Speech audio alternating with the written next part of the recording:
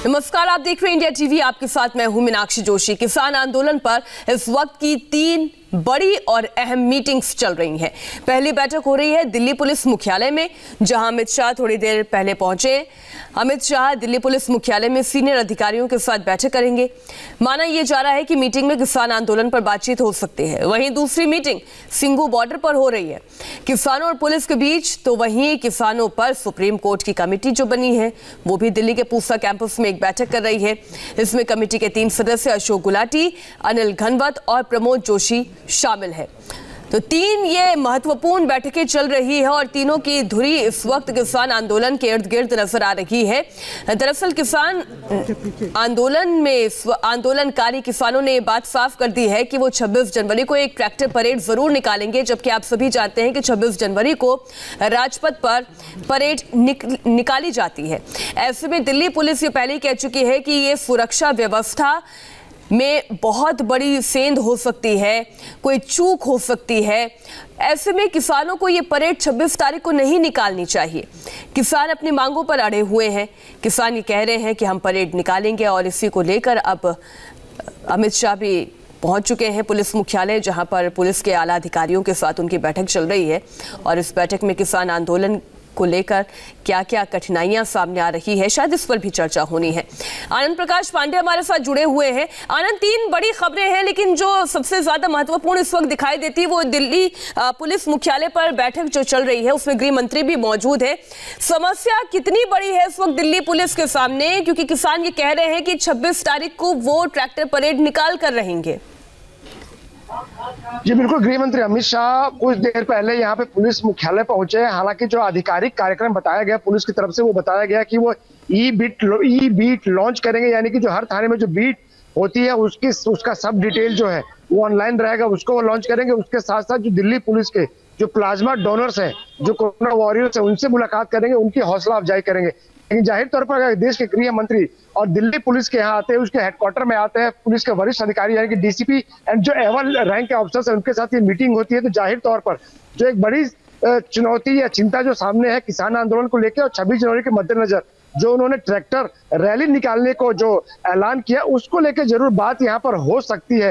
हालांकि supreme court ने अपने ऑब्जर्वेशन में कल साफ तौर पर कहा था कि दिल्ली पुलिस को क्या करना है, क्या कदम उठाना है किसान आंदोलन को लेकर और ट्रैक्टर रैली को लेकर, ही खुद दिल्ली पुलिस को तय करना है। और दिल्ली पुलिस बार बार नहीं आ सकती है कोर्ट के सामने, तो जाहिर तौर पर इन सब बातों पर भी यहाँ चर्चा हो सकती है। बिल्कुल। और एक और महत्वपूर्ण मीटिंग जो इस वक्त पूसा में चल रही है, जहां पर सुप्रीम कोर्ट द्वारा बनाई गई कमेटी के 3 मेंबर्स इस वक्त चर्चा कर रहे हैं। लेकिन समस्या तो आनंद ये है कि क्या किसान वाकई में कमेटी के मेंबर्स से बातचीत करेंगे, क्योंकि किसान तो ये कह रहे थे सुप्रीम कोर्ट से ही कि हमें तो कमेटी चाहिए ही नहीं थी, कोर्ट ने हमें कमेटी क्यों दी। जी देखिए, किसान नेता पहले ही साफ कर चुके हैं कि जो सुप्रीम कोर्ट ने जो कमेटी बनाई है उसके सामने वो अपनी बात नहीं रखेंगे, उससे बैठक नहीं करेंगे। लेकिन ये वो किसान है जो 40 किसान संगठन है जो पिछले 50-52 दिन से दिल्ली की सीमा पर डटे हुए हैं तीनों कृषि कानूनों के खिलाफ।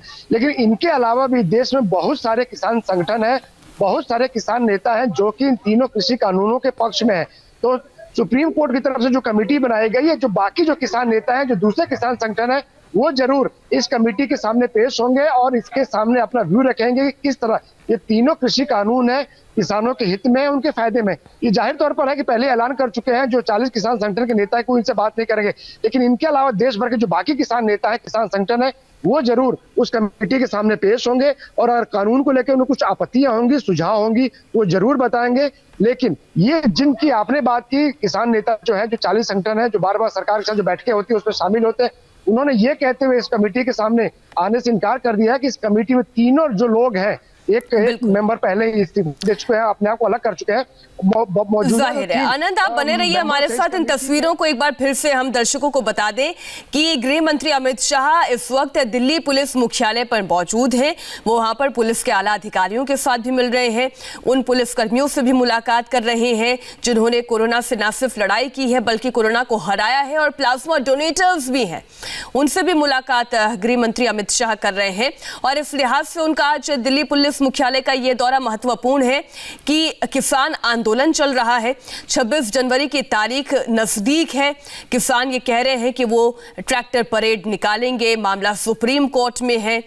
अब आप देखिए ये सारी गतिविधियां, ये सारे जितनी भी घटनाएं हैं एक दूसरे से जुड़ी हुई हैं और अब दिल्ली पुलिस मुख्यालय जब पहुंचे हैं गृह मंत्री अमित शाह, तो किसान आंदोलन को लेकर भी बेशक बातचीत जरूर होगी। और इस वक्त हमारी सहयोगी अर्चना सिंह को बॉर्डर पर मौजूद है। हम सीधा रुख कर लेते हैं अर्चना का। अर्चना, कमेटी एक तरफ बैठक कर रही है कि किसानों से कैसे बात करेगी, किन किन बिंदुओं पर बात करेगी, तो दूसरी तरफ किसान भी अपनी रणनीति बना रहे हैं कि कैसे उन्हें 26 तारीख को परेड निकालनी है। आपके पास और क्या क्या जानकारी?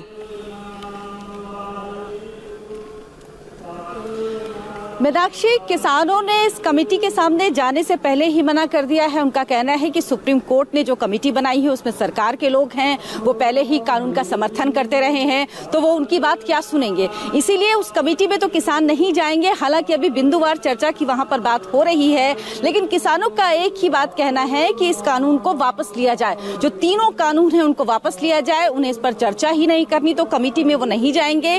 कल रात यहाँ सिंघू बॉर्डर पर किसानों की और दिल्ली पुलिस के अधिकारियों की बैठक हुई, मीटिंग हुई।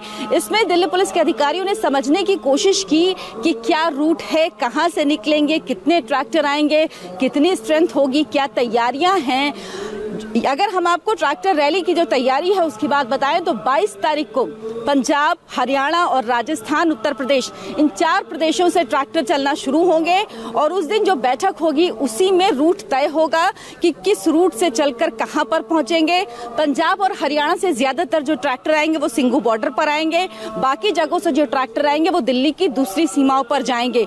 तो यहाँ पर तैयारी पूरी है और किसानों का साफ कहना है कि वो ट्रैक्टर परेड जरूर निकालेंगे। हालांकि उनका यह भी कहना है कि उसमें जो गणतंत्र दिवस परेड है उस रास्ते पर, उस रूट में जाने का उनका बिल्कुल कार्यक्रम नहीं है। उनका प्रदर्शन शांतिपूर्ण है और वो ये चाहते हैं कि एक चिंता इस बात को लेकर होती है।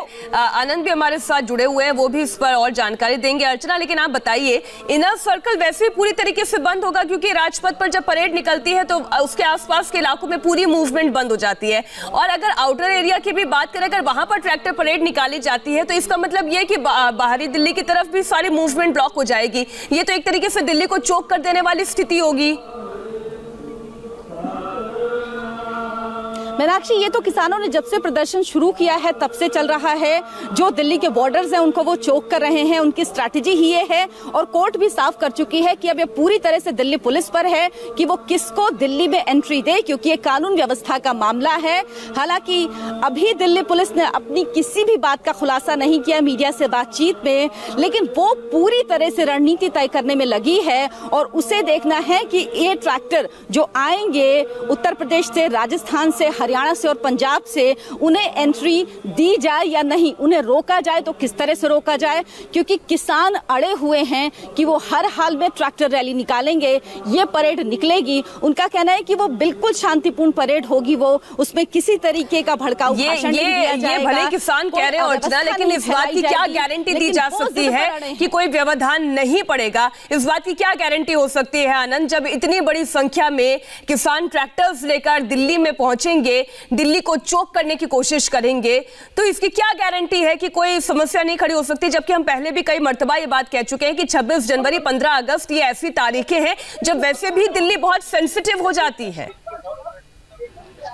जी बिल्कुल, और इस बात की पूरी संभावना है कि माहौल खराब होगा, क्योंकि ये जो किसान आंदोलन है इसमें कोई एक नेता या एक संगठन नहीं है, बल्कि यहाँ पे 40 से ज्यादा संगठन है, किसान नेता है। और ऐसे में कोई एक ऐसा नेता नहीं है कि जिसकी बात को सारे किसान नेता या जितने भी किसान यहाँ पे इकट्ठे हुए हैं, खासतौर से जो युवा हैं, वो उनकी बात को माने। हमने कई बार देखा है कि जब मीडिया वहां जाती है उसके साथ बदसलूकी की जाती है, उसके साथ साथ कई ऐसी भी घटनाएं होती है, कहीं पे खालिस्तान का झंडा लहरा जाता है, उसके बैनर पोस्टर्स लहराए जाते हैं, जबकि बार बार किसान नेता ये दावा करते हैं कि उनका इस आंदोलन का खालिस्तान से या ऐसे तत्वों से कोई लेना देना नहीं है। तो जाहिर तौर पर अगर कोई ये लोग ट्रैक्टर रैली निकालने की कोशिश करते हैं, दिल्ली की सीमा में दाखिल करने की कोशिश करते हैं, तो पुलिस की जो पहली रणनीति होती है कि पहले इनको समझा बुझा कर रोका जाए, बैरिकेड। बहुत बड़ी चुनौती है ये दिल्ली पुलिस के सामने, लेकिन दिल्ली पुलिस भी अभी अपनी पूरी रणनीति जाहिर नहीं कर रही है। शुक्रिया आनंद और अर्चना इस पूरी जानकारी के लिए। हम आगे भी आपसे अपडेट्स लेते रहेंगे। सुप्रीम कोर्ट की बनाई गई कमेटी की पहली बैठक इस वक्त चल रही है। यह बैठक दिल्ली के पूसा परिसर में हो रही है। इस बैठक में केवल कमेटी के सदस्य ही मौजूद हैं। 11 जनवरी को सुप्रीम कोर्ट ने 4 सदस्यों की एक कमेटी बनाई थी। हालांकि कमेटी के एक सदस्य भूपेंद्र सिंह मान इससे पहले ही अलग हो चुके हैं। अब 3 सदस्य बाकी रहते हैं, जिसके बाद आज तीनों सदस्य बैठक कर रही हैं। ये सदस्य अशोक गुलाटी हैं, अनिल घनवत हैं और प्रमोद जोशी हैं। हम तीनों के तस्वीरें और उनका नाम और वो किन किन संगठनों से आते हैं वो हम आपको दिखा रहे हैं। अब देखना ये होगा कि जब ये कमेटी बैठक करती है तो किन बिंदुओं पर ये चर्चा के लिए तैयारी करती है और किन किन किसान नेताओं से ये मुलाकात कर पाती है, क्योंकि जो आंदोलनकारी किसान है वो पहले ही कह चुके हैं कि हमें किसी कमेटी से कोई बात नहीं करनी है। अब रुख अगली खबर का। उत्तर प्रदेश में माफिया के खिलाफ योगी